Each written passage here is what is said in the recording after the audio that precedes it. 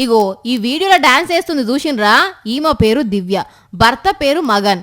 వీళ్ళదేంది story అని అంటే, ఈ వీడియోలో ఆమెతో ఉన్నది భర్త కాదు, లవర్ అట. ఆమెతోని కలిసి ఉన్న వీడియోలు భర్తకు పంపించి ఏం చేసుకుంటావో చేసుకో అని బెదిరిస్తుందట.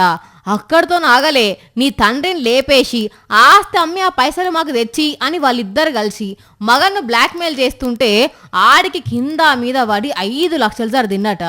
అయినా సుత వాళ్ళు మగన్ని సతాయిస్తుంటే ఆడోళ్ళకే నా చట్టాలు, భార్యల చేతుల్లో బలైతున్న మొగోళ్ళకు కూడా చట్టాలు ఉండాలి అని సెల్ఫీ వీడియో తీసుకొని ఉరిపెట్టుకొని జీవిడిచిండు.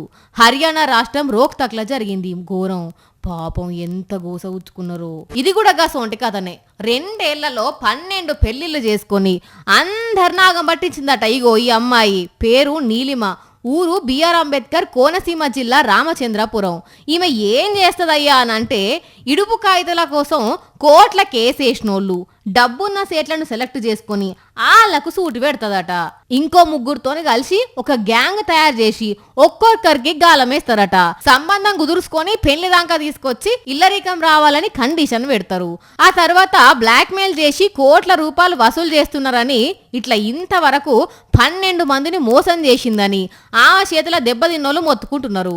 న్యాయం చేయండి సార్ అనుకుంటా పోలీసులను కలిసిర్రు. అయితే తన మీద వచ్చిన ఆరోపణలన్నీ పచ్చవద్దం, కావాలనే నన్ను బద్నాం చేస్తున్నారు అని నీలిమ కూడా పోలీసులకు ఫిర్యాదు చేసింది.